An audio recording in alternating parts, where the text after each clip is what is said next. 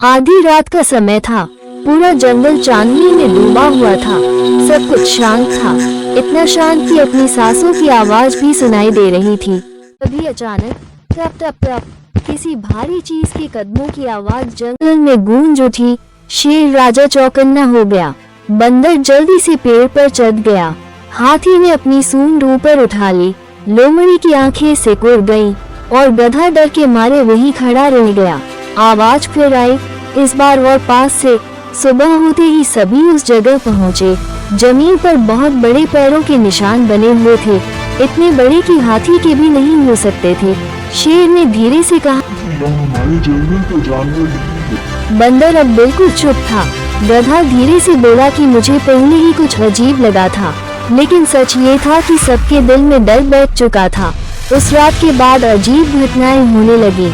जंगल से खाना गायब होने लगा, केले नहीं मिल रहे थे, घास कम हो गई थी, यहाँ तक कि शेर का रखा हुआ शिकार भी नहीं मिला। जंगल में फुसफुसाहट फैल गई। सबको लगने लगा कि कोई है जो उन्हें देख रहा है। शेर ने फैसला किया कि आज आधी रात फिर आई और वही आवाज दोबारा गूंजी, टप टप टप। सब जानवर झाड़ियों के पीछे छुप गए। चांदनी में एक परछाई दिखाई दी। वो परछाई खाना उठा रही थी। शेर ने जोर से दहाड़ लगाई। सब बाहर कूद पड़े और सामने जो था वो कोई राक्षस नहीं था, वो लोमड़ी थी। लोमड़ी ने नकली बड़े पैरों के निशान बनाए थे।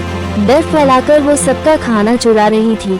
सबको लगा कि अब रहस्य खत्म हो गया, लेकिन तभी पीछे से फिर वही आवाज आई, टप टप टप। इस बार पहले से ज्यादा भारी। सब धीरे धीरे पीछे मुड़े और यहीं से असली कहानी शुरू हुई। लोमड़ी पकड़ी जा चुकी थी।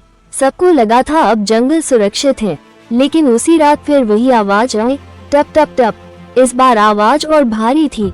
जमीन सच में हिल रही थी। शेर ने धीरे से कहा, ये लोमड़ी का काम नहीं है। और पहली बार शेर की आवाज में भी डर था। अचानक सामने वाले पेड़ खुद ब खुद हिलने लगे, जैसे कोई बहुत विशाल चीज उनके बीच से गुजर रही हो। बंदर ने ऊपर देखा और उसकी सांस रुक गई।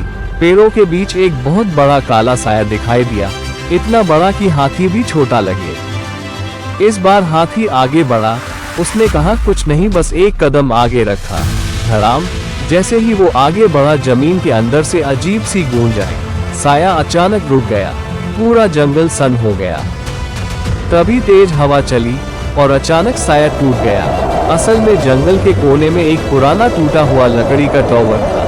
उस पर लटक रही लोहे की चादरें हवा में टकरा रही थी और चांद की रोशनी से एक विशाल साया बन रहा था। टप टप आवाज वो ढीली लकड़ी के गिरने की थी। सबने राहत की सांस ली।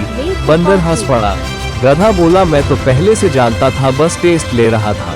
शेर हल्का सा मुस्कुराया, लेकिन जैसे ही सब वापस जाने लगे, पीछे से फिर एक नई आवाज आई। इस बार पेड़ों के ऊपर से, और ये आवाज हवा की नहीं थी। सब धीरे धीरे ऊपर देखने लगे और कहानी यहीं खत्म नहीं होती। 3 रातों का डर झेलने के बाद चौथी रात आ चुकी थी। आज सबने तय कर लिया था, या तो सच सामने आएगा या फिर ये जंगल हमेशा के लिए बदल जाएगा। हवा बंद थी, पत्ते नहीं हिल रहे थे और तभी टप टप टप वही भारी कदमों की आवाज। इस बार जमीन सच में कांप रही थी। हाथी पीछे हट गया। बंदर पेड़ पर चढ़ गया। गधा बैठ गया डर से। शेर ने हिम्मत करके दहाड़ लगाई, लेकिन उसकी दहाड़ जैसे किसी ने निगल ली हो। और फिर वो साया चांदनी में आया। वो कोई राक्षस नहीं था, वो था एक विशालकाय शेर, इतना बड़ा कि हमारा शेर उसके सामने छोटा लगे। उसकी आंखें चमक रही थीं, शरीर पर पुराने घावों के निशान थे। वो धीरे से बोला नहीं, बस देखा।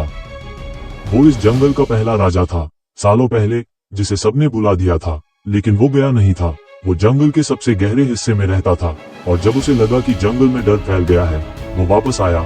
निशान उसी के थे, आवाज उसी की थी।